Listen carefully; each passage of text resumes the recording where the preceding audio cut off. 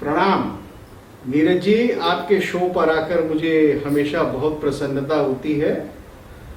तो बड़े आनंद का विषय है कि आज हम भारतीय संस्कृति के एक गंभीर विषय को ले रहे हैं, चूंकि इसके ऊपर प्रहार हो रहा है। और आपके कार्यक्रम में मैं दर्शकों के आगे कुछ जो हमारी परंपरा की बातें हैं, महत्व है, उसके बारे में रख पाने का प्रयास करूंगा।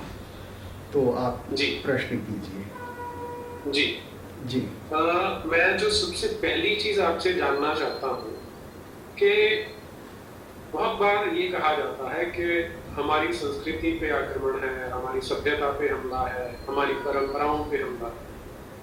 तो इसमें एक चीज जो बड़ी सहज सी माइंड में आती है, और मैं बहुत समय तक क्योंकि लेफ्टिस्ट रहा हूँ, तो उसमें एक बड़ा ही नेचुरल सा रिएक्शन आता है, यार तो क्या हुआ, हर चीज को ढोते थोड़ा रहना है कि जो परिवर्तन है वो तो सृष्टि का या प्रकृति का नियम है। तो जो चीज पुरानी हो गई उसे छोड़ते जाओ और नई को अपनाते जाओ। जो दकियानूसी रूढ़िवादी जो चीजें हम उनको क्यों ढोते रहे और कब तक ढोते रहे। तो उस सेंस में ये जो एड है वो क्योंकि वो लिबरल्स को टारगेट करने के लिए बनाई जाती है और अच्छी भी लगती है। तो इसमें हर्ज क्या, अगर पुरानी चीजें, परंपराएं या संस्कृति है, छूटती है तो छूटे, अगर आउटडेटेड है तो छोड़ देना चाहिए उसे। जी, ये बात बिल्कुल तर्क में बिल्कुल सही है कि अगर कोई चीज़ आज समय के हिसाब से अनुकूल नहीं है, वो उसको हम छोड़ दें। जैसे हम बहुत सारी पुरानी चीज़ों को छोड़ चुके। आज हम सामान्य शिक्षा स्कूल में सबको देते हैं। हम कहते हैं कि ऐसा नहीं है, घर पर ही आज आप लोगे शिक्षा, जैसा कि प्राचीन काल में होता था। 11-12 साल की उम्र तक हर एक किसी का बच्चा घर में पढ़ता था। तो आज हम कहते हैं कि नहीं, हर एक का बच्चा जल्दी से जल्दी स्कूल में जाके पढ़ेगा।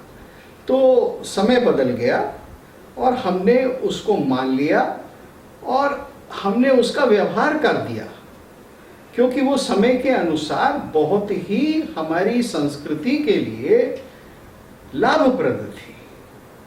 अब परिवर्तन करने से पहले ये सोचना है कि जिस चीज को हम छोड़ना चाहते हैं, क्या वो छोड़ने से लाभ करेगी या हानि होगी। अब हमने नेहरूवाद जब से आया और नेहरू जी ने कहा कि जितनी परंपरा की पुरानी चीजें हैं, जो प्राचीन ग्रंथ हैं, इन सबको क्या पढ़ना, आधुनिकता की ओर जाइए। पुराने टेम्पल्स के बारे में क्या बोले, मॉडर्न टेम्पल्स ऑफ इंडिया के बारे में सोचिए।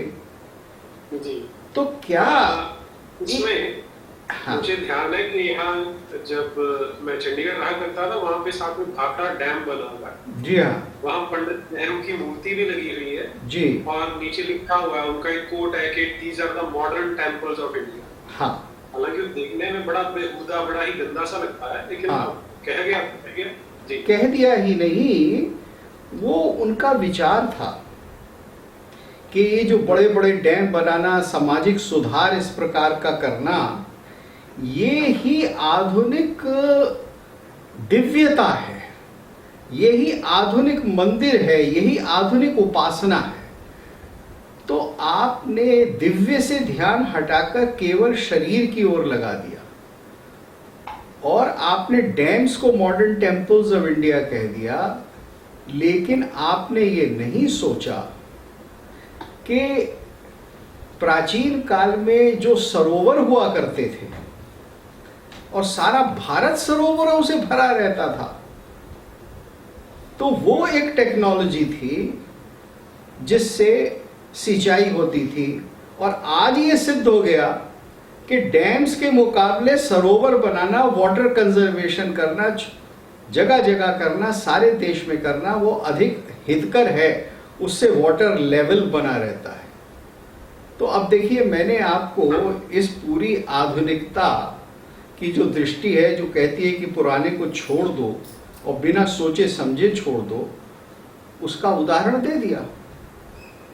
तो हम छोड़ने से पहले ये विचार करें कि इससे हमें लाभ है या हानि है, और ये चीज क्या कुछ समय के लिए है या कोई एक ऐसा गहरा मूल्य है जो हमारी संस्कृति में सैकड़ों हजारों साल से चलती आ रही है और उसकी जो मौलिक धारणाएं हैं उसमें से एक है या नहीं। तो जब आप कन्यादान को देखते हैं तो आपको सीधा सीधा स्पष्ट रूप से पता लगेगा कि कन्यादान में जो दान का मूल्य है, दान का जो आदर्श है, दान करने का जो धर्म है, वो कुछ ऐसा नहीं है कि भाई आजकल तो दान करना ठीक होता है, कल को वो ठीक नहीं रहेगा, या एक जमाने में तो बहुत अच्छा था, कर्ण ने कुंडल दान कर दिए, लेकिन अब मैं क्यों भाई दान करूं। तो आप जब इस तरह से सोचेंगे कि ये दान का मूल्य भारत में कैसे आया, कहां से आया, हमारे कौन से प्राचीन ग्रंथ हैं जिन्होंने ये बताया, तब आप देखेंगे कि दान का एक सर्वोपरि महत्व है और मनुष्य के लिए दान से बड़ी कोई चीज ही नहीं है। अब इसका मैं एक उदाहरण देता हूं कि निर्देश क्या है।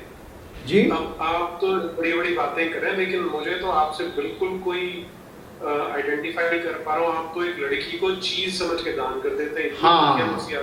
हाँ, मैं यही तो बता रहा हूँ आपको कि लड़की जो है वो चीज है या नहीं, इस पर मैं आता हूँ। और लड़की चीज है और लड़की चीज है या नहीं, इस पर तो चर्चा करेंगे। लेकिन आप यहां कह क्या रहे हैं कि दान, तो अब सवाल ये है कि आप दान का क्या अर्थ लगाते हैं, क्योंकि देखिए मौलिक शब्द है दान और कन्या है उसमें एक एडजेक्टिव, जैसे विद्यादान, प्राणदान। अभी हम इतने सारे दान की बात करेंगे ना, केवल कन्यादान को ही, मतदान, रक्तदान, और किसी को मान देना, मानद, जिसको मान का, और किसी को उपाधि देना, ये देना क्या है। तो जरा थोड़ा सा इसको देख ले, फिर हम आएंगे कि कन्या क्या है जी, और कन्या को क्यों दिया जाता है, और दान का महत्व, दान किस चीज का है। क्या दान कोई फटी पुरानी चीज को दे देना है।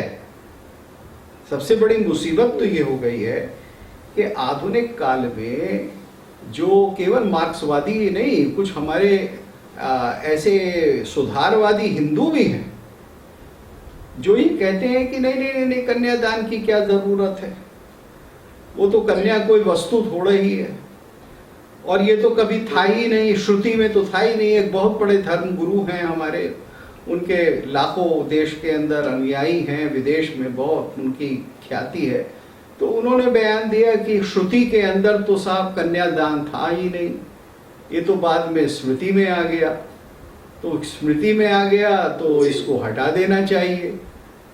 तो अब यहाँ तो बड़ी सीधी सी बात है कि श्रुति के अंदर किसी का व्यवहार कैसा हो, क्या करें क्या ना करें, कितना पैसा किसी को दे, ऋण दे न दे, ये सबका आचरण कैसा हो मनुष्य का, वो तो स्मृति में ही है, श्रुति में थोड़ा ही है।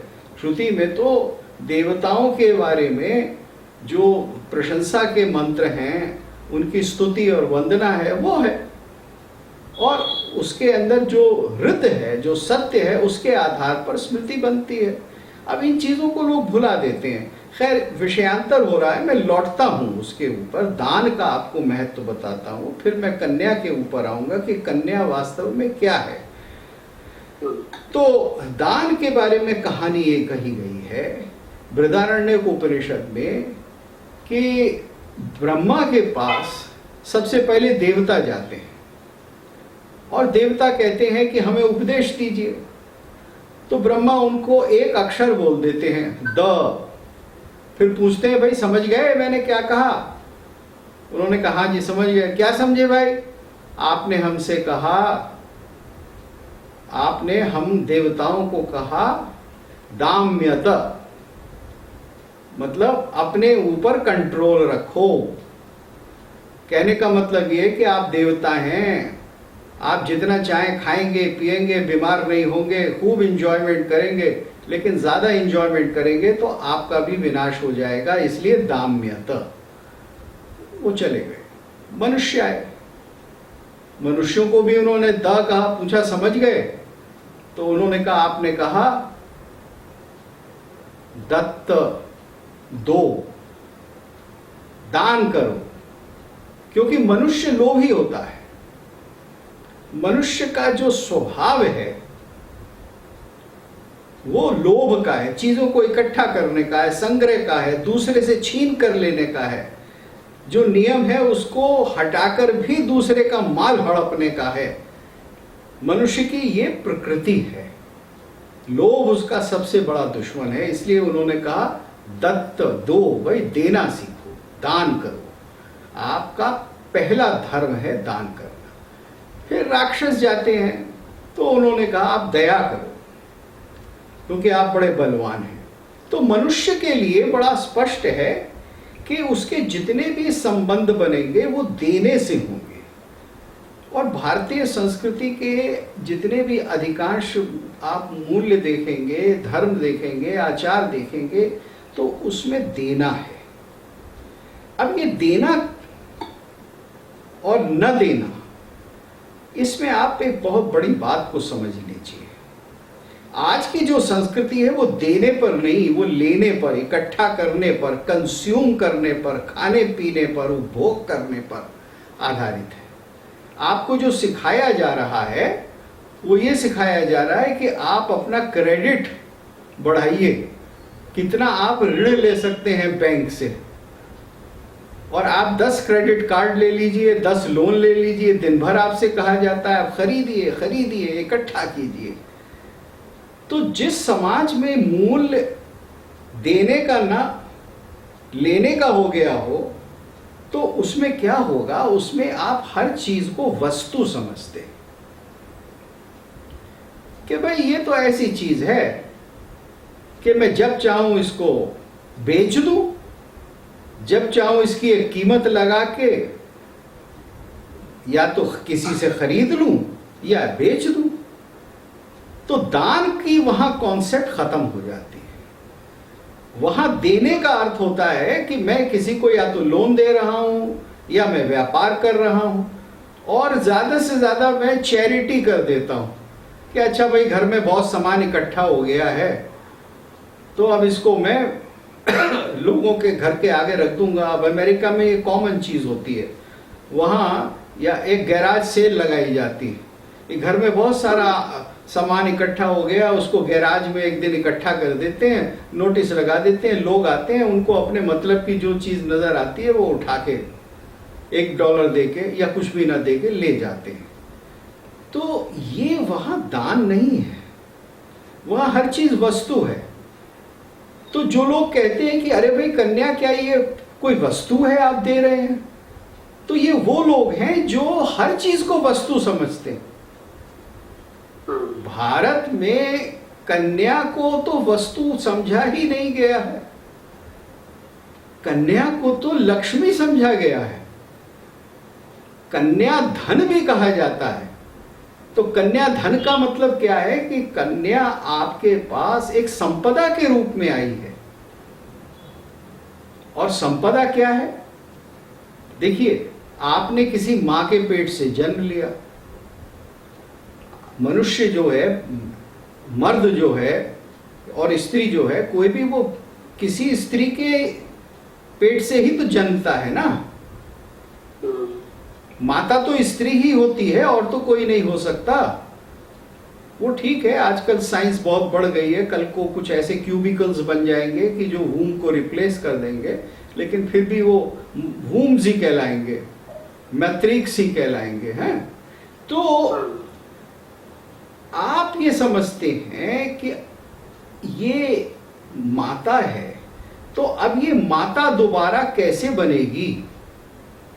ये कन्या जब बड़ी होगी तो उसको इस घर से दूसरे घर में तो जाना ही होगा ना। समाज के अंदर अगर आप इतिहास देखें तो ऐसी बहुत कम सोसाइटीज रही हैं कि जहां पुरुष विवाह होकर आता है। और ऐसी सोसाइटी तो बहुत यदा कदा है कि जहां भाई बहन की शादी करा दी जाती। अब इजिप्ट के अंदर फेरोज में कहीं कहीं ऐसा हुआ करता था, अरब वगैरह में वो एक माँ के दूध को बचाकर कजन्स में शादी करा देते हैं, लेकिन फिर भी थोड़ा सा घर बदलते हैं। तो जब कन्या को अपना पिता का, भाई का घर छोड़कर एक दूसरी जगह जाना है, तो उसके बिना तो समाज चलेगा नहीं, उसके बिना प्रजनन नहीं होगा, वो फिर किसी को जन्म नहीं देगी। अब एक परिवार से दूसरे परिवार में जाना, ये तो एक सामाजिक आवश्यकता है, एक सामाजिक नियम है जो मनुष्य के समाज में होता है। कुछ पशु पक्षियों के समाज में नहीं होता, लेकिन अधिकांश मनुष्यों के होता है। तो एक घर से दूसरे घर में जाना देना कन्या का, ये कन्यादान है। इसका मतलब ये नहीं है कि कन्या एक फटी पुरानी साड़ी है कि ले भाई काम वाली ले जा इसे। हम अपनी एक संपत्ति को, धन को, कन्या धन को, एक बहुत ही कीमती लख्ते जिगर को दे रहे हैं किसी को। तो वो जो देना है, कन्या का देना, वो दान है। तो दान हमेशा ऐसा नहीं होता कि वो केवल विनिमय होता है। ये जो समाज इस तरह के विचारधारा रखते हैं, ये उनकी इंटरप्रिटेशन है। अब देखिए विद्यादान, अब कोई कहे कि साहब ये विद्यादान तो सब बकवास है, वो मास्टर जी को तो हम तनख्वाह देते हैं, वो तो क्लास में पढ़ा रहे हैं बस, चाहे वो स्कूल में पढ़ा रहे हैं, चाहे वो कॉलेज में पढ़ा रहे हैं, चाहे वो प्राइमरी क्लास में पढ़ा रहे हैं, चाहे पीएचडी करा रहे हैं, वो काहे का विद्यादान दे रहे हैं? वो गुरु की आप क्यों उपासना करते रहते हैं? गुरु ब्रह्मा, गुरु विष्णु क्यों आदर करते हैं, क्यों पैर छूते हैं? ऑल दिस इज नॉनसेंस, खत्म करो, बकवास है, बंद करो। तो यही तो बात मैं बता रहा हूं। अब आप चाहते क्या हैं? आप वास्तव में ये चाहते हैं कि हमारे संस्कृति के जितने भी मूल्य हैं और जितने भी संस्कार हैं, हम उनको तोड़ दें। आप कहते हैं कि साहब कन्या फ्री क्यों नहीं है अपना पति चुनने के लिए? कन्या तो बिल्कुल फ्री है अपना पति चुनने के लिए। मनु ने तो 8 प्रकार के विवाह बताए थे।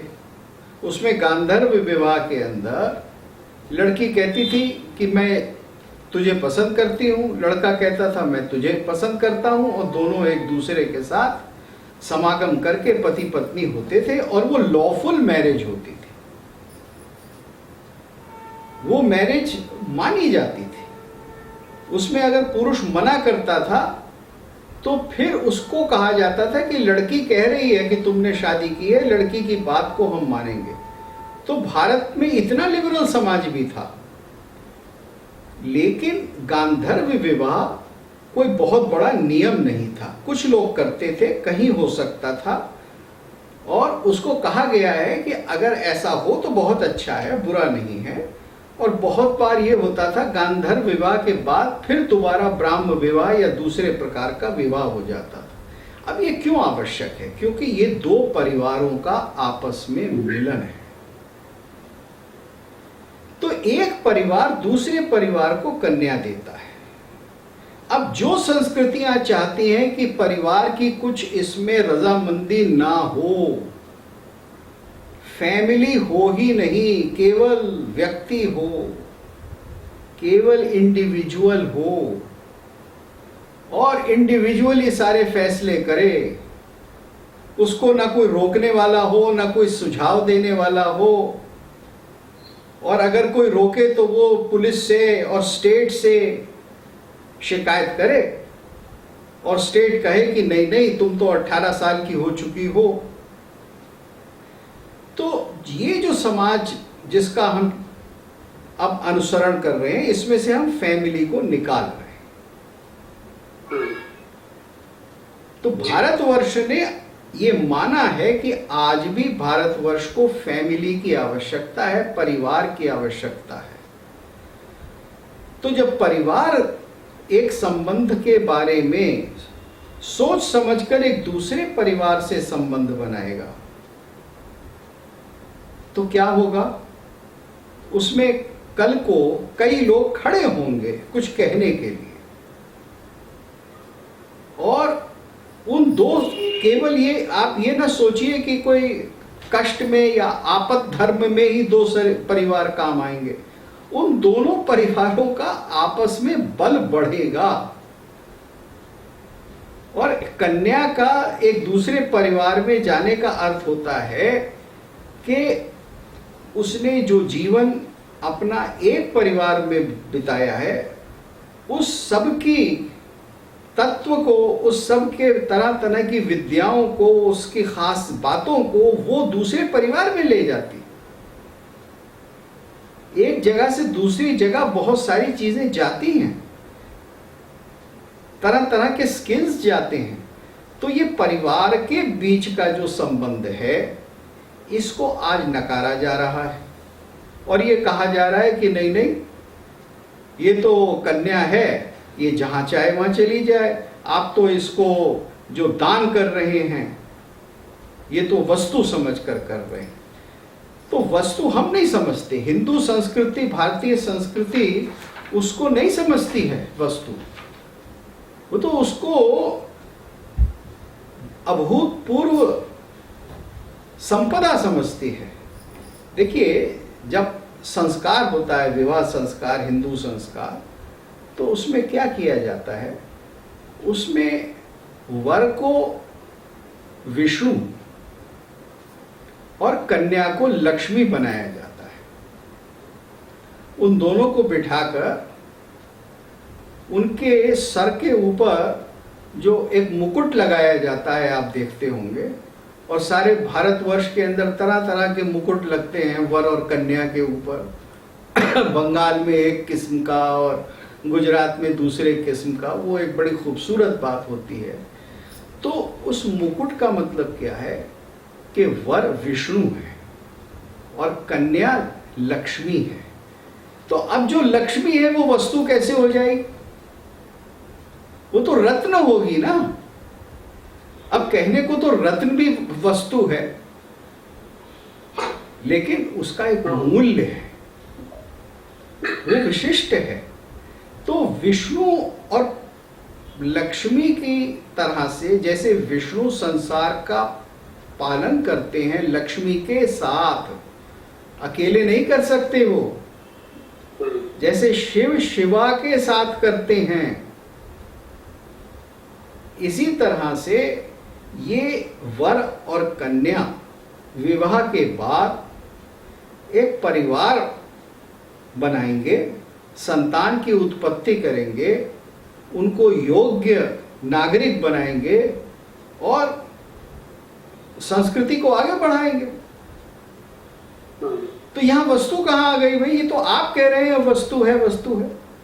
ये तो आपकी दृष्टि है कि जिसमें हर दुनिया की हर चीज और हर रिश्ता जो है वो कमर्शियल है या इकोनॉमिक है या मटेरियल है। भारतीय दृष्टि तो ये है ही नहीं। जी। और मुझे लगता है कि ये जो बार बार इस तरह की हरकतें की जाती हैं, ऐसी एड्स बनाई जाती हैं, उनका उद्देश्य जो परिवार नाम की संस्था है उसे नष्ट करना है, और वो नष्ट हुई तो समाज नष्ट हो जाएगा। बिल्कुल, उद्देश्य तो उनका नहीं। लेकिन एक चीज और बताइए कि अब देखिए, आलिया भट्ट इतने कुलीन परिवार से आती है, इतने सभ्य समाज से आती है कि वहां पर संभवतः निकाह भी होता है, हलाला भी होता होगा। तो ये जो नई नई मॉडर्न परंपराएं हैं, इन्हें क्यों ना हम अपनाने बजाय इस तरह की चीजें अपनाने के, जहाँ आप लक्ष्मी और विष्णु ऐसी बात कर रहे हैं। अब कौन सी सभ्य संस्कृति है जो कहेगी कि हलाला अपनाओ? मतलब एक इतनी अमानवीय प्रथा है। और फिर प्रश्न ये नहीं है, प्रश्न ये है कि मैं कौन हूं, मेरा इतिहास क्या है, मेरी संस्कृति क्या है, और मेरे मूल्यों से मैं कैसे जिंदा रहा हूं। मैं अपने परिवारों से ही तो जिंदा रहा हूं और आज भी जिंदा हूं। जहां परिवार नहीं है उस समाज की स्थिति क्या हो गई है। अब पिछले 50-60 साल में यूरोप और अमेरिका के अंदर जब परिवार नहीं है तो प्रायः एक व्यक्ति, एक स्त्री या पुरुष 2 या 3 शादियां करते हैं।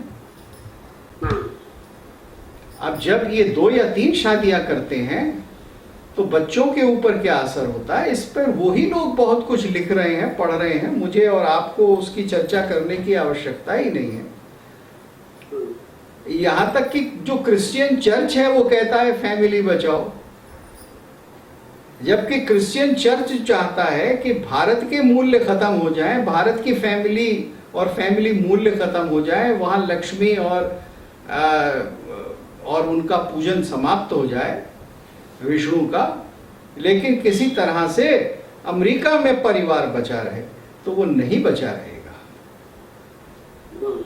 जब तक आप ये मानेंगे नहीं कि हमारी जितनी भी क्रियाएं हैं वो संसार के एक शाश्वत नियम से जुड़ी हैं, जिसने हमको बनाया है। जो कि ये संसार में भी तो किसी ने सृष्टि की है ना, इस संसार की।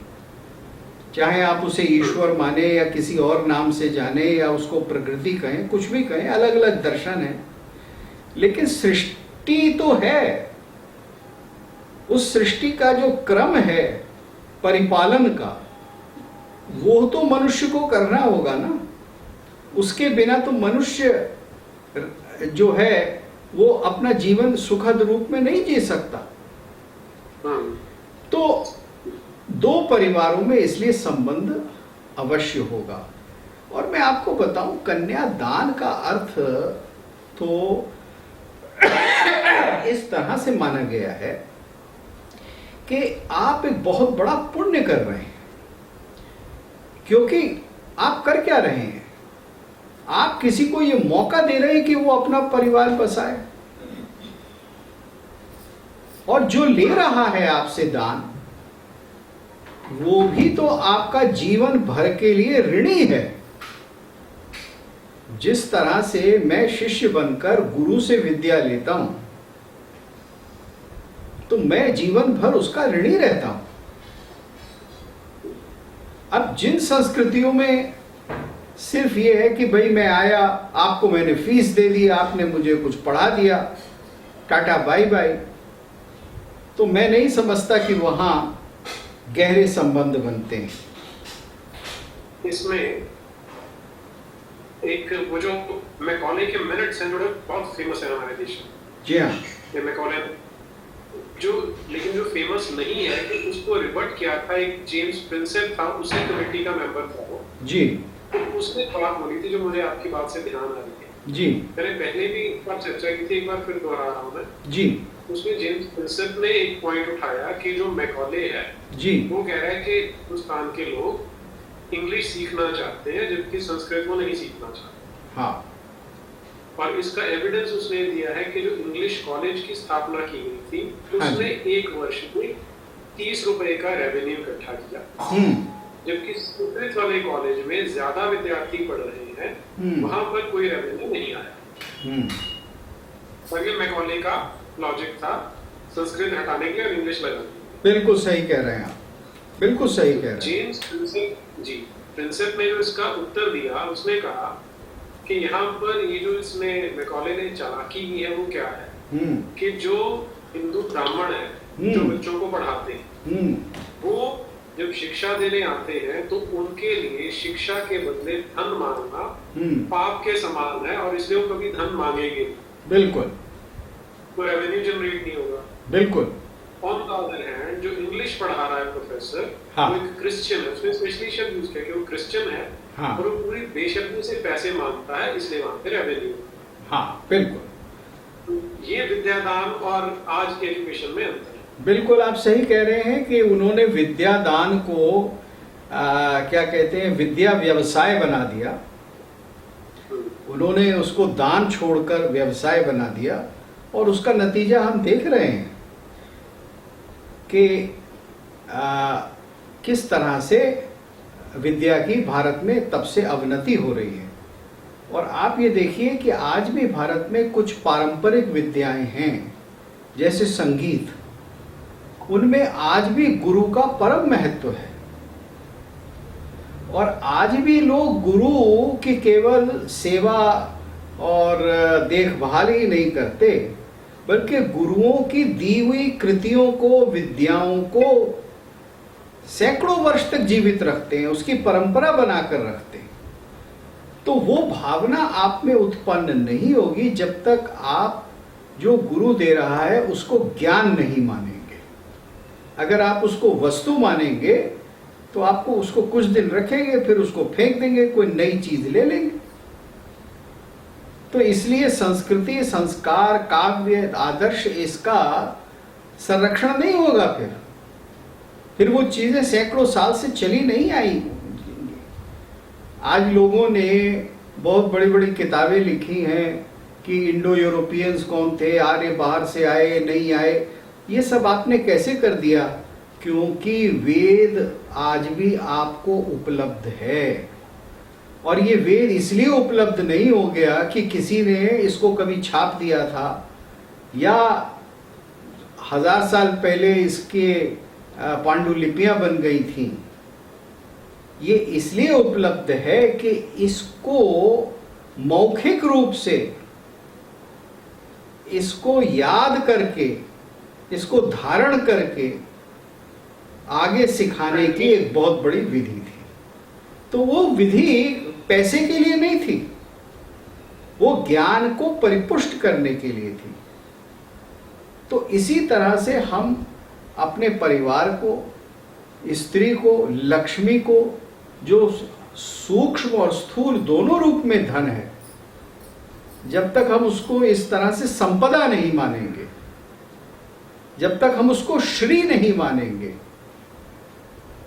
क्योंकि स्त्री के लिए कहा जाता है श्रीमती, यानी जिसके साथ श्री संपन्न है जो।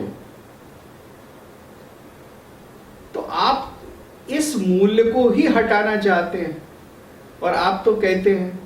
फिर एक दूसरी बात बताऊं मैं, आजकल ये बहुत बड़ा प्रवाद चल गया है। लोग कह रहे हैं कि कन्या तो पराया धन सिखाया जाता है, तो कन्या को दे दिया, फिर कोई संबंध नहीं है। अब ये सब गलत है। आप हमारे पूरे साहित्य को देखिए, हमारे काव्य को देखिए, तो उसमें हमेशा स्त्रियों को वो जहां से, जिस घर से, जिस देश से, प्रदेश से आई हैं, उसको याद रखा जाता था, उनके नाम के साथ जोड़ा जाता था, उनके पिता के नाम के साथ जोड़ा जाता था। तो जनक की बेटी जानकी कहलाती थी। तो अगर आप कहते हैं जय राम लला, तो साथ में कहते हैं जय जनक लली। जय राम लला, जय जनक लली। तो जनक की पुत्री जनक नंदिनी, जनक नंदिनी, जनक को प्रसन्न करने वाली, जनक सुता। इस तरह से वैदेही यानी विदेह से जो आई है, गांधार से जो आई है गांधारी, पांचाल से जो आई है, ये बरेली का जो प्रदेश है ये पांचाली, माद्री, हाँ माद्री। और बाद में मुझे अच्छी तरह याद है कि मेरे बचपन तक में अक्सर स्त्रियों को वो जिस प्रदेश से आती थी वहाँ, या जिस शहर से आती थी, उसकी रेफरेंस के साथ उनका जिक्र किया जाता था। तो ये हमारे यहाँ सच्चाई है कि उस परिवार को उतना ही याद रखा जाता था जहाँ से कन्या आई है, जितना कि जिस परिवार में वो है। ये तथ्य है। अब बहुत से लोग तरह तरह की बातें बना रहे हैं। कुछ लोग कहते हैं कि कन्यादान जो हो वो गोत्र का परिवर्तन होता है। अब ये सब निरर्थक बातें हैं। जब स्त्री दूसरे परिवार में चली जाती है तो वो ऑटोमेटिकली वो दूसरे गोत्र में चली गई। तो गोत्र में जाने का अर्थ तो केवल इसलिए होता है कि उसका नया स्थान क्या है उसका लोगों को ज्ञान हो जाए। जैसे पासपोर्ट में आप एक मेडन नेम लिखवाते हैं आज, और उसके शादी के बाद का नाम लिखवाते हैं। तो पुराने जमाने में भी जनक लली जानकी आप कहते रहते थे, और वो क्या कहते हैं, राम की प्रिया भी कहलाती थी।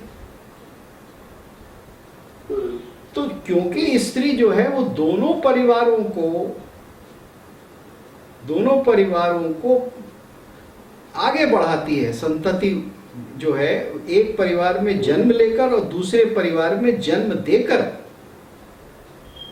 जो उसका मातृत्व है, जो उसका माता का वैभव है, उनको रखती है। अब आजकल ये फैशनेबल नहीं है कि मदरहुड के बारे में बहुत बोला जाए,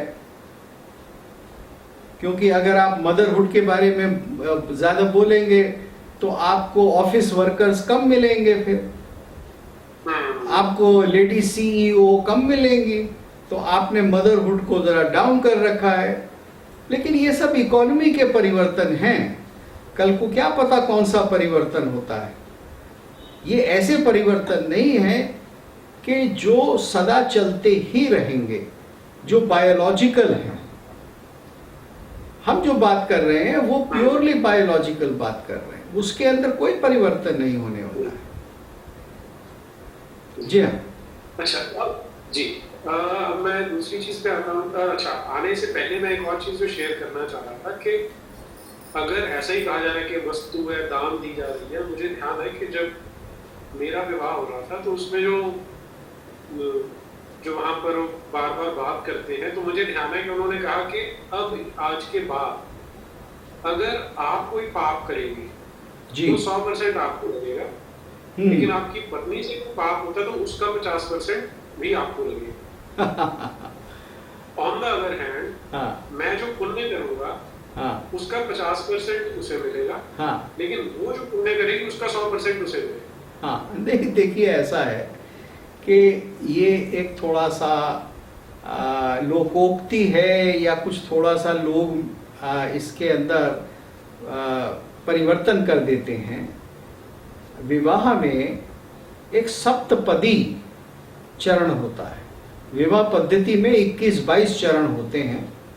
हिंदू विवाह इतना सुंदर और इतना अर्थपूर्ण है, इतना सार गर्भित है, उसका इतना गहरा मतलब है कि उसमें कई चरण होते हैं। और ये जो जिसको हिंदू रिचुअल कहते हैं, और आजकल रिचुअल को 100-150 साल से ईसाइयों ने बहुत ही कुत्सित कर दिया है, और हिंदुओं का हमेशा मजाक उड़ाया जाता है कि वो तो रिचुअलिस्टिक है, संस्कार करते रहते हैं, उसको बुरा माना जाता है, सुधार के विरुद्ध माना जाता है। तो उसके अंदर एक रिचुअल होता है जिसको सप्तपदी कहते हैं। सप्तपदी का अर्थ है कि 7 वचन, 7 पद से अर्थ है यहाँ सेंटेंसेस। तो वो सप्तपदी ये होती है कि स्त्री 7 वचन लेती है। वो 7 वचन देती भी है, पुरुष भी 7 वचन लेता है, लेकिन उसके अंदर वो 7 वचन लेती है जिसमें कहती है कि अगर आप कोई भी फैसला करेंगे परिवार के बारे में तो उसमें मुझको पूछे बिना वो निर्णय नहीं होगा। क्योंकि स्त्री के बारे में कहा गया है, भार्या के बारे में, पत्नी के, कार्येषु मंत्री, कि जो भी आप कार्य करते हैं, जितने भी काम करेंगे आप, उसके अंदर वो मंत्रणा देने वाली होगी, उसकी राय होगी। फिर आगे और भी बात है कि जितनी संपत्ति आप लाएंगे, अर्जित करेंगे, उसके अंदर मेरा भी अधिकार होगा। आवश्यक नहीं कि हिस्सा होगा, लेकिन मेरा भी अधिकार होगा। और इस तरह आप कोई दान पुण्य करेंगे, किसी और को पैसा देंगे तो मेरी सम्मति लेकर करेंगे। आप कोई नया कार्य शुरू करेंगे, व्यापार करेंगे तो मुझसे पूछेंगे। यानी गृहस्थी के हर तरह से चलाने पर स्त्री का एक अधिकार होगा। ये 7 वचन हैं, ये लिए जाते हैं। अब किसी भी दूसरे क्रिश्चियन या इस्लामिक मैरिज में इतनी गहराई से पति पत्नी के संबंध पर विचार नहीं हुआ है, न उसके बारे में पहले से एक दूसरे को बताया जाता है, न प्रतिबद्ध किया जाता है। आजकल बहुत सारे लोग कहते हैं ये तो सेक्युलरिज्म के खिलाफ है। मैं आपकी बात नहीं मानता ये जी, क्योंकि वहां पर निकाह किया जाता है, जिसे कॉन्ट्रैक्ट कहते हैं। हाँ। कॉन्ट्रैक्ट करते हैं वो साइन कि ये इसको मैं लेके आ रहा हूँ, और शब्द उजुर यूज करते हैं वहां पर। उजुर यानी वेजेस। हाँ, जो उसका विशेष अंगों का उपयोग करेगा उसके पैसे दे देगा। देखिए कितना प्रोग्रेसिव है साहब। आप कहाँ खोए हो पुराने जमाने में। हाँ, मैं पुराने जमाने में खोकर बहुत खुश हूँ, क्योंकि विवाह उसी से चलता है, एक व्यक्ति के साथ। और चाहे प्राचीन काल में एक नहीं कई पत्नियां भी जायज थी हिंदुओं के लिए, लेकिन उन सब के लिए वही नियम लागू होते थे। ऐसा नहीं है कि दूसरी पत्नी के लिए वो नहीं होगा। यानी जैसे कुछ व्यवस्थाओं में वो क्या कहा जाता है, दाएं हाथ वाली पत्नी और बाएं हाथ वाली पत्नी, वो इस तरह के भेद नहीं हुआ करते थे। तो मैं नॉन सेक्युलर व्यक्ति हूं, आपसे कह दूं बार बार। मैं दिव्यता को स्वीकार करता हूं, उसको ही संसार और सृष्टि का आधार मानता हूं, इसलिए मैं सेक्युलर नहीं हो सकता। तो गलती होगी मुझसे, मैंने नहीं, भगवानवादी बुला दिया जी। अच्छा, अब मैं एक और पॉइंट जो इसमें आपके साथ शेयर कर मतलब जानना चाहता हूँ जी, कि ये जब आक्रमण उन्होंने किया और हम उसकी चर्चा कर रहे हैं, जी हाँ, तो उनका बड़ा सोचा समझा ऑब्जेक्टिव होता है। मार्केटिंग में एक स्ट्रेटेजी है, every publicity is good publicity.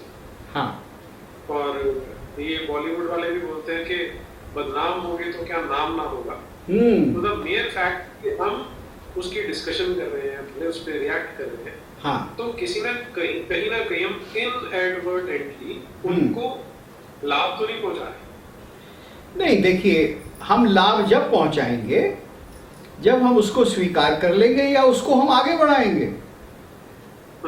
जैसे हिंदू समाज में कुछ तथाकथित प्रोग्रेसिव राइट विंग के लोग हैं जो कहते हैं हाँ ऐसा होना चाहिए, और ऐसा 4-5 वर्ष पहले कुछ बड़े अच्छे पदाधिकारियों ने ऐसा किया था हिंदू समाज के। और आज एक धर्म गुरु ने कहा है ना कि मैं तो कन्यादान नहीं, मैं तो पाणी ग्रहण चाहता हूं, कि मैं तो पाणी ग्रहण को अच्छा समझता हूं। अब देखिए, पाणी ग्रहण तो जब होगा कि जब कन्यादान हो जाएगा। जब देने वाला कन्या को देगा तभी तो आप कन्या का हाथ पकड़ेंगे। तो ये बहुत सारी चीजें हैं, देखिए, जो हम नहीं समझते। आज चर्चा इसलिए आवश्यक है कि हम अपने मूल्यों को अपनी संतानों को समझाएं, हमारी आगे आने वाली जो पीढ़ियां हैं उनको बताएं, और कि किस तरह से आपके जीवन पद्धति पर, आपकी एक खूबसूरत संस्कृति पर कैसे प्रहार हो रहा है। यहाँ मैं एक बात बताना चाहूँगा नीरज जी, ये चीज़ आज भारत में हिंदू समाज के साथ जो हो रही है, ये 2000 साल पहले ग्रीस में, यूनान में ईसाइयों ने उन अलग अलग देवी देवताओं को मानने वाले समाज के और धर्म के विरुद्ध की थी। उन्होंने मजाक उड़ाया था उनकी धारणाओं का, उनके धर्म का, उनकी जीवन पद्धति का। जैसे मैं आपको उदाहरण देता हूं, अंग्रेजी में एक शब्द है एनाथमा। एनाथमा का अर्थ होता है भाई इसको छुओ नहीं, इस तरफ जाओ नहीं, इसको सोचो नहीं, ये विचारणीय नहीं है, गलत। ग्रीक में, प्राचीन ग्रीक में अनाथमा का अर्थ होता है प्रसाद। जब भगवान से, मंदिर से जो आपको प्रसाद मिलता है, उसका दिया हुआ आशीर्वाद मिलता है, वो है अनाथमा।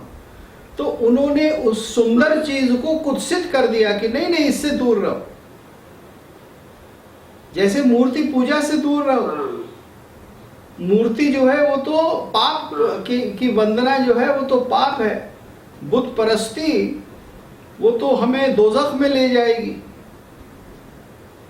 तो ये जो सब पहले हो चुका है वो आज एक बहुत ही बड़े एक कराल रूप में भारत के अंदर हो रहा है।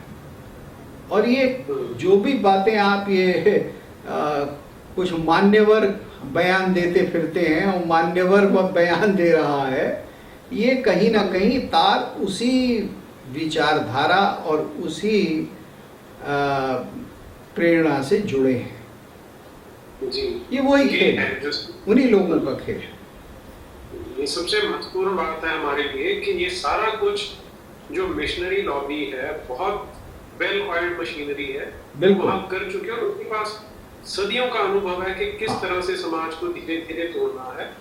और जो मैंने आपसे प्रश्न भी पूछा था कि ये जो स्ट्रेटजी है इसमें जीतता कौन है, तो जो आपने एग्जांपल दिया और अब लोगों को समझ में आ रहा है कि जो सो कॉल्ड हमारे लीडर्स हैं बहुत सारे, वो इस नैरेटिव के प्रेशर में बिल्कुल आ चुके हैं और वो हमें भी हरा सकते हैं अगर हम उन्हीं को नेता मानते रहे तो। बिल्कुल। और देखिए, ये मैंने जैसे कहा कि ये व्याधि या ये कमजोरी हमारे धर्म गुरुओं में भी आ गई है कि वो ये नहीं समझते कि प्रहार कहाँ हो रहा है, कैसे हो रहा है। और जो समझते हैं कभी कभी उनको बहुत बड़ी कीमत भी चुकानी पड़ती है,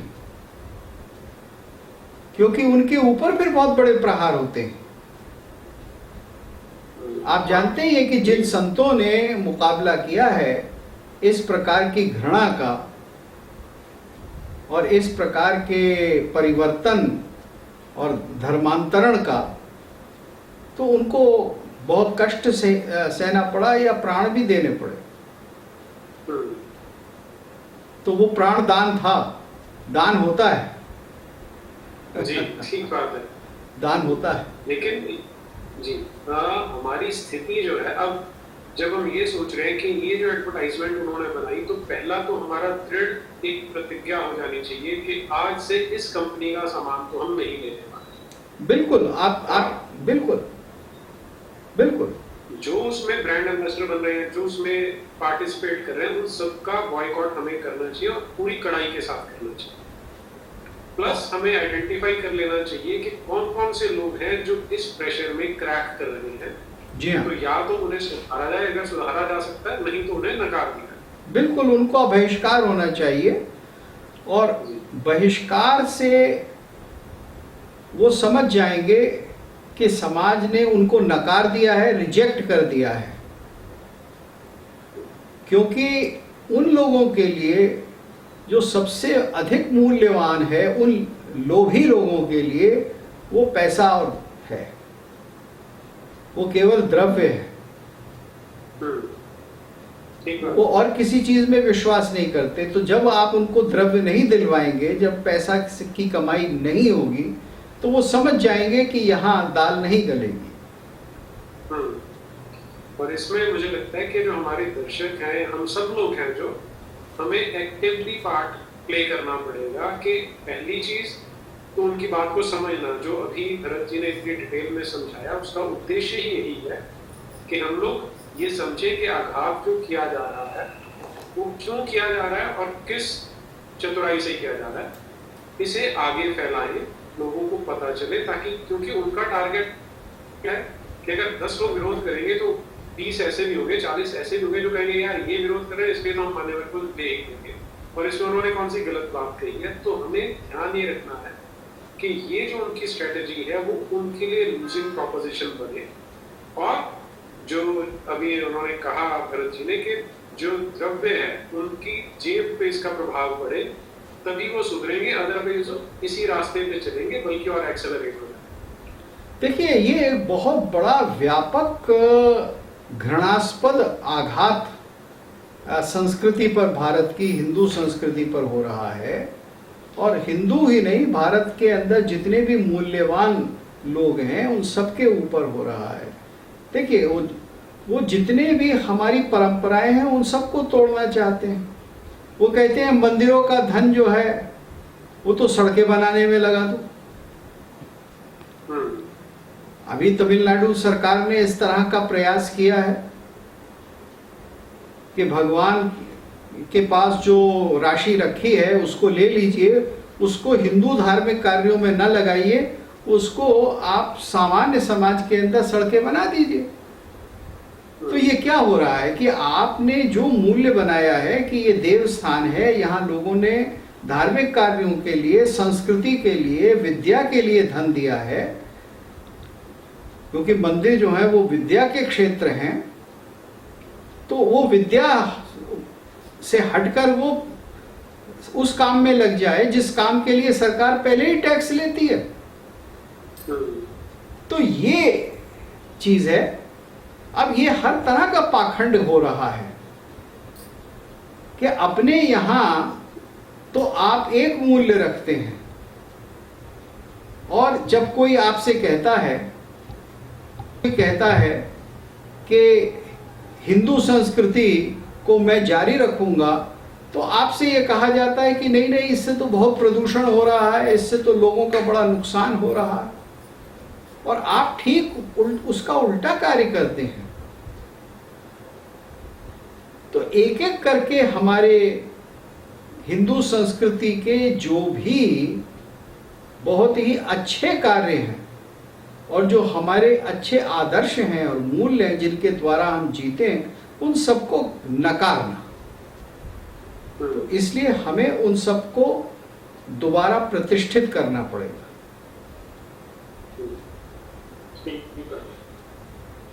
जैसे एक बहुत छोटा सा उदाहरण ले लेता हूं। आप कहते हैं कि मंदिर के अंदर तो पशु बलि नहीं होनी चाहिए, क्योंकि ये तो उपासना का सही तरीका नहीं है और ये तो गलत है। लेकिन आप दुनिया भर में जानवरों की क्या कहते हैं, हत्याएं करके और उनके मांस का व्यापार करते हैं। 150 वर्षों से 200 वर्षों से अमेरिका के अंदर प्रेरीज में जो गायें जो पालित की जा रही हैं, एक तरह से उगाई जा रही है कह दीजिए, तो उनका मांस तो आप बेचेंगे और हमें सिखाएंगे कि प्रोटीन खाओ। वो बुरा नहीं है, वो हत्या नहीं है।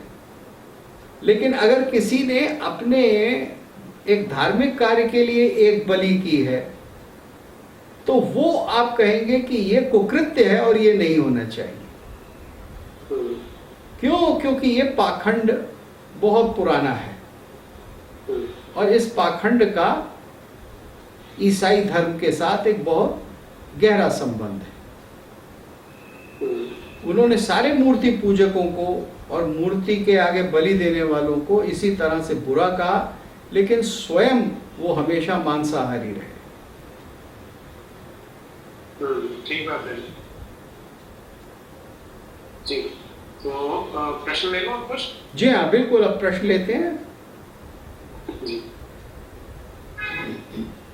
अकेंद्र जायसवाल जी हैं, नीरज जी अपने बच्चों में धर्म का संस्कार डालने के लिए एक वीडियो बनाए जिससे बच्चों में धर्म का जागरूकता बढ़े। एक वीडियो से तो काम नहीं चलेगा मुझे लगता है, क्योंकि इतनी गहरी बातें हैं कि एक वीडियो में तो पूरी नहीं आ पाएंगी। क्यों भरत जी? बिल्कुल आप सही कह रहे हैं, लेकिन ये कार्य बहुत हो रहा है। तरह तरह की संस्थाएं आ रही हैं और हर स्तर के ऊपर ये कार्य हो रहा है। कुछ बड़े उच्च स्तर के ऊपर व्याख्यान इत्यादि हैं, आपको इंटरनेट पे मिल जाएंगे। बड़ी बड़ी संस्थाएं अब हिंदू दर्शन के बारे में एक जागृति ही नहीं, उसकी चर्चाएं, ग्रंथों का प्रकाशन, ये सब कर रही हैं। और सामान्य स्तर पर भी हो रहा है, लोग छोटे छोटे वीडियोस भी बना रहे हैं। आप अगर मेरी YouTube चैनल देखेंगे तो उसके ऊपर लगभग 250 वीडियो है इस समय, जिसके अंदर मैंने धर्म, संस्कृति, नाट्य शास्त्र, धर्मशास्त्र, काम शास्त्र, इन सब के ऊपर कई व्याख्यान दिए हैं। तो आप उन्हें सुनेंगे, और इस तरह का कार्य और भी कई लोग कर रहे हैं। तो भरत गुप्त जी का चैनल इनके नाम से ही है? हाँ, मेरा नाम YouTube, हाँ बिल्कुल, उसे सब्सक्राइब भी करें और देखें भी जी। और एक और जो मैं निवेदन करता हूँ कि अभी हो क्या रहा है कि जो अटेंशन स्पैन है लोगों का वो छोटा हो रहा है, इसलिए लोग बोलते हैं कि छोटी छोटी वीडियो बनाओ, 3 मिनट की, 5 मिनट की, 7 मिनट की। बिल्कुल। लेकिन जो थोड़े सीरियस हमारे दर्शक हैं, जो ज्यादा गंभीर विषय, क्योंकि ये सारे विषय असल में तो गंभीर होते हैं, नहीं तो भरत जी को इतना समय देना ही नहीं पड़ता उसे एक्सप्लेन करने के लिए। तो निवेदन आप लोगों से है कि इसमें इन्वेस्ट कीजिए, अपना समय लगाइए, बड़ा वीडियो तो भी उसे देखिए, छोटी छोटी बातें जो समझनी आवश्यक है। मुझे कई लोग बोलते हैं कि आप छोटे छोटे वीडियो डालो, और उसमें होता क्या है कि इंस्टेंटली तो लगता है कि यार ये चीज हमने सीखी, पर जब सामने से काउंटर क्वेश्चन आता है उसमें फंस जाता है, फिर लगता है ये तो बताया नहीं, अब क्या करें। तो इसलिए ये हम सबको एज अ सोसाइटी थोड़ा सा गंभीर होना पड़ेगा कि हमारे पास समय नहीं है, तो समय इसमें इन्वेस्ट करने की आवश्यकता है। समय ऐसा चल, आप बिल्कुल सही कह रहे हैं, क्योंकि अध्ययन करे बिना जो लोग आपका मजाक उड़ा रहे हैं, आप उन लोगों के जुबान को बंद नहीं कर सकते, क्योंकि आपको तर्कशील ढंग से बंद करना पड़ेगा, आपको प्रमाण देने पड़ेंगे। तो उस प्रमाण के लिए कुछ थोड़ा सा तो समय देकर अध्ययन करना होगा। यश पटेल जी हैं, प्रणाम भरत जी, नीरज जी, प्रणाम यश जी। आजकल तो सब मुगलों की तरह वेश बनाकर शादी करने जाते हैं, धोती सनातनी वेश में संकोच क्यों? बॉलीवुड प्रोपेगेंडा तो उन दोनों खंडन करना बहुत जरूरी है। जी यश जी, इसीलिए जो चर्चा इसीलिए कर रहे हैं। बिल्कुल बिल्कुल। देखिए, मैं यहाँ आपको एक उदाहरण दे दूं। मेरी पत्नी ही मुझे बता रही थी इसके बारे में। ऐसी कई फिल्में हैं जिसमें बड़े बड़े एक्टर एक्ट कर चुके हैं। उसमें क्या दिखाया जाता है कि एक लड़का आया, लंदन से भी आया है और प्रेम करता है, लेकिन लड़की को भगा कर नहीं ले जाएगा, वो लड़की के पिता की आज्ञा लेकर फिर करेगा शादी, चाहे पिट भी जाए, चाहे टांग भी टूट जाए, चाहे सर भी फट जाए, लेकिन वो जब ये सब हो चुकेगा तब फिर पिता जब कह देगा अच्छा। तो आप क्या कर रहे हैं, फिल्म में तो आप कन्यादान करवा रहे हैं कि पिता दे दे मुझे, फिल्म में तो आप ये वैल्यू कहें या ये बात को अच्छी तरह से इस्टेब्लिश कर रहे हैं। क्यों? क्योंकि इसी से फिल्म बिकती है। और दूसरी तरफ आप गड्ढा खोद रहे हैं उसी संस्कृति का, ये मान्यवर जैसे एडवर्टाइजमेंट बनाकर और कन्यादान को बुरा कहकर। तो अब ये देखिए, जो भरत जी ने एक ऑब्जर्वेशन दी, कितनी गंभीर है, इनकी श्रीमती जी को भी धन्यवाद देना चाहिए इसके लिए। बिल्कुल जी। और यश जी कई दिनों बाद आए, मुझे लगता है, आशा है आपका स्वास्थ्य ठीक होगा। आगे हैं लोक यादव जी, मैं अपनी 2 साल की बेटी को संस्कृत पढ़ा रहा हूँ। अरे वाह, क्या बात है, ये तो हर घर में होना चाहिए। बहुत प्रशंसनीय है, साधुवाद है। जी लोको यादव जी, साधुवाद आपको। रैपिड फायर, व्हाट इज पुण्य वचन इन विवाह संस्कार? व्हाट इज पुण्य वचन? देखिए, पुण्य वचन, पुण्य का मतलब जिस शब्द में कुछ, जो पुण्य शब्द हो, जिसमें पुण्यता हो। तो विवाह में जितने भी मंत्र हैं, जो भी बोले जाते हैं, वो पुण्य वचन होते हैं, क्योंकि उनसे हमारा कल्याण होता है। यानी जैसे पुण्य भूमि वो होती है कि जिसमें संस्कृति है, जिसमें संपदा है, जिसकी सेवा करके हमको जीवन का मूल्य, सुख और आनंद मिलता है, समर्पण मिलता है, और पल्लवित होती है हमारी संस्कृति, वो पुण्य भूमि है। इसी तरह से हर चीज, पुण्य स्थल क्या है, यानी तीर्थ जिसको कहते हैं, कि जहाँ किसी ने तपस्या की है, कोई बहुत बड़ी विभूति हुए हैं, संत हुए हैं, योगी हुए हैं, तो उनके क्षेत्र में जाकर उनकी तपस्या का जो वहाँ स्थान है, पवित्र स्थान है, पुण्य स्थान है, वहाँ जाकर हम भी अपने चित्त को शुद्ध कर लेते हैं। तो इसी तरह से जब विवाह में एक संस्कार होते हैं, कई संस्कार होते हैं उसके अंदर, तो उसमें जो शब्द बोले जाते हैं उनको आप समझेंगे, उनका अर्थ समझेंगे और ये देखेंगे कि अब मैं एक अवस्था से दूसरी अवस्था में आ गया, एक आश्रम से दूसरे आश्रम में आ गया। अभी तक मैं अकेला था, लेकिन अब मैं एक अपने पति या पत्नी के साथ हूँ और अब मैं एक नए जीवन के क्षेत्र, नए जीवन के आश्रम में प्रवेश कर चुका हूँ। मेरा धर्म बदल गया है, क्योंकि ये दाम्पत्य जो है, मैरिज जो है, वो हिंदू संस्कृति में परिवार बनाने के लिए होती है। यानी आपको परिवार बनाना है, फैमिली बनानी है। आपको केवल अपना सुख नहीं देखना है। अगर आप अपना ही सुख देखते रहे तो फिर तो आपको ये देखना होगा कि संबंध विच्छेद कितनी जल्दी हो और कैसे हो। ठीक बात। फिर तो आपको जी जी कुछ कहने लगे थे आप? हाँ, मैं तो ये कहूँगा कि फिर तो आपको विवाह नहीं करना चाहिए, केवल सहवास या लिविंग टुगेदर करना चाहिए, जहाँ केवल जहाँ केवल आनंद और शारीरिक सुख ही एक लक्ष्य हो, तो फिर वहाँ विवाह नहीं हो सकता। विवाह तो एक सामाजिक कार्य है, इसीलिए वो परिवारों का मिलन होता है। मैं यहाँ ये नहीं कह रहा बिल्कुल भी कि परिवार ही हर चीज के अंदर अपनी राय सर्वोपरि रखेगा, क्योंकि परिवार को भी ये सोचना है कि मेरे परिवार में जो हैं उनका भला किसमें है।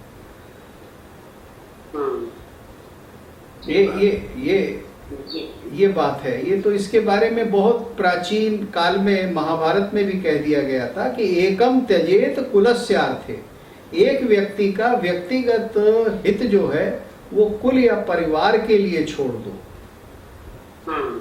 और ग्रामार्थे कुलम त्यजेत, और ग्राम के लिए फैमिली या कुल का छोड़ दो। तो ये इस तरह से हाँ, और जनपद के लिए ग्राम छोड़ दो और आत्मा के लिए पृथ्वी छोड़ दो।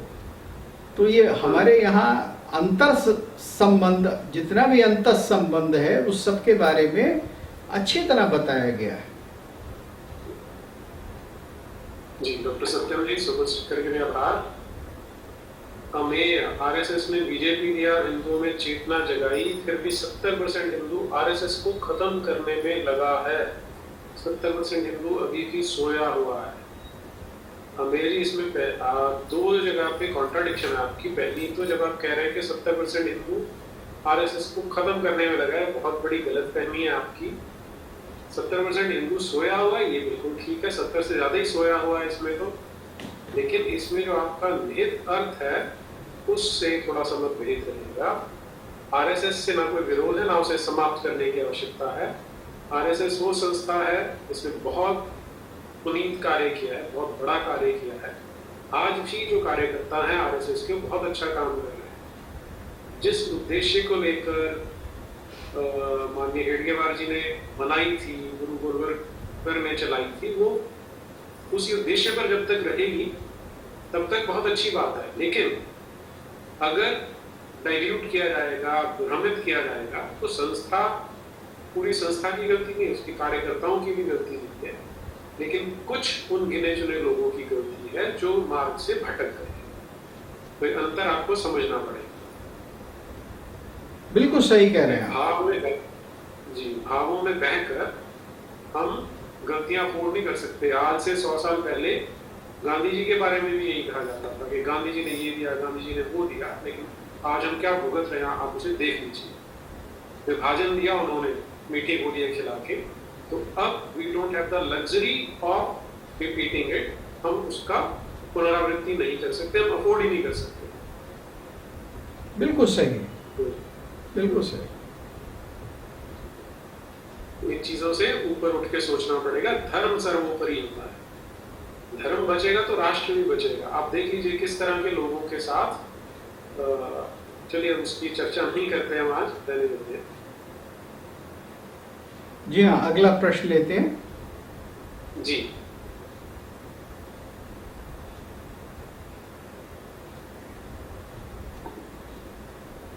ज्योतिर्मय दास जी हैं। गुरु जी प्रणाम। प्रणाम जी।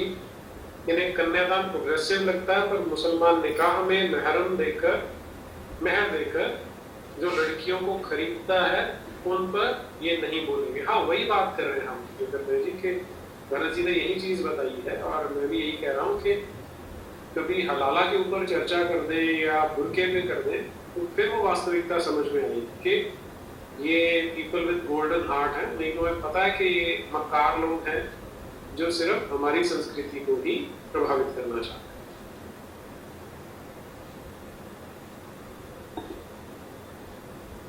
वंदना जी, आउटस्टैंडिंग एक्सप्लेनेशन बाय पंडित भरत जी। जी वंदना जी, वो तो हम आपसे सहमत हैं, इसमें कोई दो राय नहीं हो सकती। गौतम राणा, जो धर्म की रक्षा नहीं करेंगे, धर्म उनकी रक्षा नहीं करेगा। हाँ, ठीक बात है जी, ठीक कह रहे हैं। डॉक्टर सत्य नीरज सर, क्या हिंदुओं का वक्फ की तरह कोई संपत्ति बोर्ड नहीं हो सकता? इसमें तो मैं सिर्फ यही कहूंगा कि हमें उनका अनुसरण नहीं करना है हर चीज में। ठीक है, आपका जो पीड़ा वो समझ में आती है, लेकिन उनके जैसा बनना सोल्यूशन नहीं है, सोल्यूशन निकालना पड़ेगा, पर ये सोल्यूशन शायद नहीं हो सकता। यहाँ मैं एक बात बहुत संक्षेप में कहना चाहूँगा कि भारत के समाज और संस्कृति में एक बहुत बड़ी विविधता है। हमारे हजारों लाखों मंदिर हैं देश में, अलग अलग प्रदेशों में, उत्तर दक्षिण सब, हर जगह अलग अलग देवताओं की, अलग अलग संप्रदायों की, गुरुओं और मठों से शिक्षा लेकर मंदिरों में पूजा होती है। और वहाँ उनके, ठीक है कि वहाँ आगम शास्त्र हैं, और लेकिन आगम शास्त्र भी अलग अलग देवताओं के अलग ढंग से पूजा करते हैं। तो हमारे यहाँ वो यूनिफॉर्मिटी नहीं है। हमारे यहाँ तो इतनी बड़ी विविधता है। आप नमाज लगभग एक सा ही पढ़ते हैं सारे विश्व में मुसलमान, लेकिन हिंदू तो हजारों किस्म की उपासनाएं करते हैं, तरह तरह की भाषाओं में करते हैं। तो आप एक वक्फ बोर्ड की तरह से एक संस्था बनाएंगे तो वो हमारी संस्कृति को पोषित नहीं करेगी, दूषित कर देगी।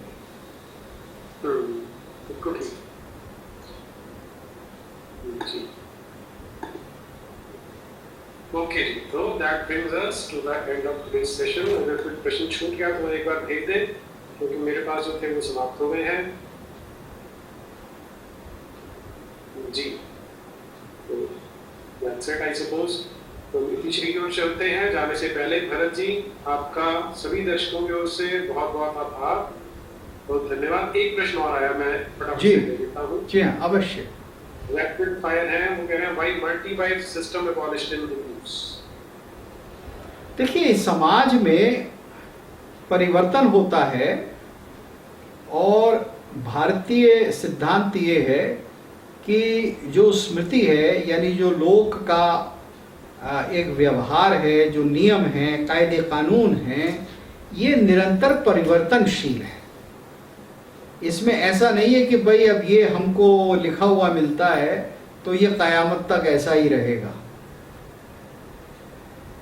हमारे यहाँ तो परिवर्तन होता है, और बहुत सारे विवाह के अंदर भी बहुत सारे ऐसे संबंध थे पहले जो कि माने जाते थे, फिर कालांतर में वो नहीं चले।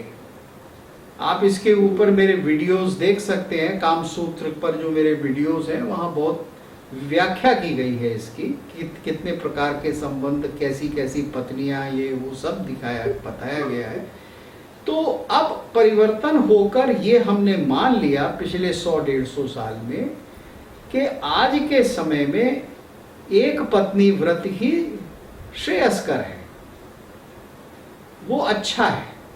एक पति हो, एक पत्नी हो, दोनों के लिए यही नियम हो। आज हमने, हिंदू समाज ने लगभग 100 वर्षों से ये मान लिया है और वो अच्छा काम कर रहा है हमारे समाज को, हमारे समाज को में तरक्की के लिए, परिवर्तन के लिए वो कारगर सिद्ध हुआ है।